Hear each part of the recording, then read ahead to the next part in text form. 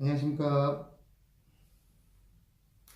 자, 지난 시간에 이어서 다시 한번 이제 두 번째로 여러분들을 찾아뵙게 됐는데요. 저는 한국경제교육원에서 재무설계사로 근무하고 있는 강수현 수석연구원입니다.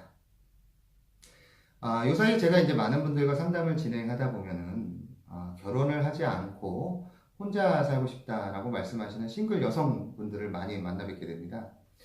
자, 어떤 분들은 소득이 많아서 혹시 내가 결혼과 출산 등을 어떤 행위를 하다 보면 결국 이제 소득의 단절이 오게 될 테고, 그런 단절이 온 이후에 내가 다시 복귀를 해서 예전의 소득 이상을 올릴 수 있다라는 것에 대한 불확실성으로 인해서 부담을 가지시는 분들도 계시고요. 또 어떤 분들은 소득이 좀 너무 적다 보니까 내가 누군가를 책임을 진다거나 부양해야 한다라는 부담감 때문에 또 결혼을 포기하시는 분들도 많이 있으시더라고요. 참 안타까운 일인데요. 그런데 이제 조금 더 깊게 이분들과 상담을 진행하다 보면 아주 놀라운 결과를 우리가 볼 수 있습니다. 바로 소득의 여부와 상관없이 소득의 대부분을 지출함으로써 저축 여력이 부족하다라는 것들인데요. 자, 그렇다 보니 돈 모으는 방법에 대한 문의가 지금도 굉장히 많이 이어지고 있습니다.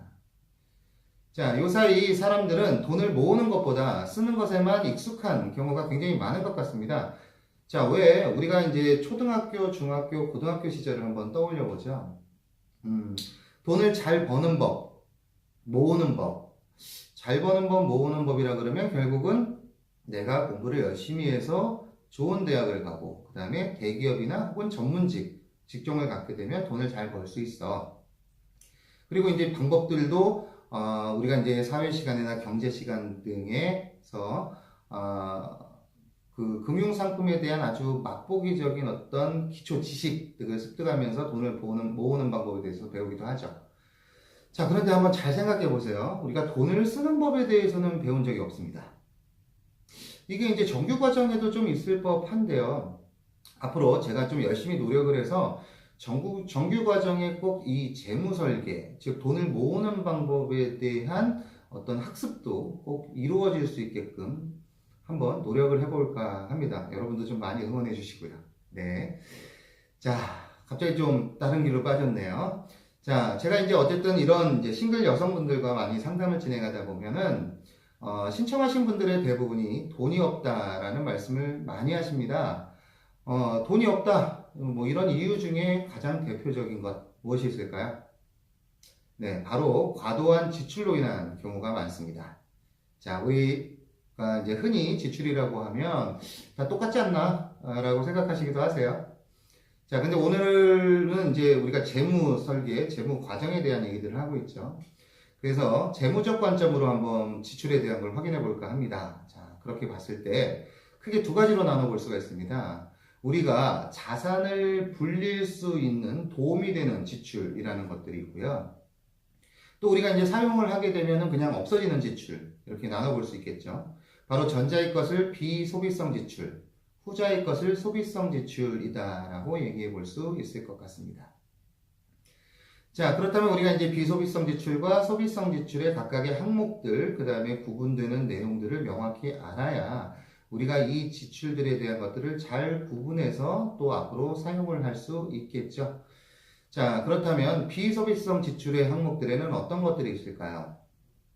네, 바로 저축과 투자에 대한 자금, 그 다음에 보험료, 또 대출금 상환금액, 또 그 밖에 자기개발비 뭐 기타의 형태들 많이 있을 텐데요.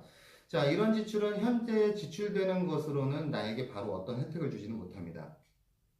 하지만 어떤 시간이 지났을 때, 즉 내가 어떤 만기가 됐다거나 혹은 어떤 불의의 사고를 당했다거나 아니면 꾸준한 학습을 통한 어떤 결과적인 부분을 통해서 내가 향후 어떤 시점에, 어느 시점에는 그 혜택을 얻을 수도 있고 또 그것들을 누리기 위해서 지금 현재 하는 지출들, 이것들, 즉 자기의 자산을 더욱 키운다거나 스펙을 올릴 수 있는 이런 지출이라는 것이죠.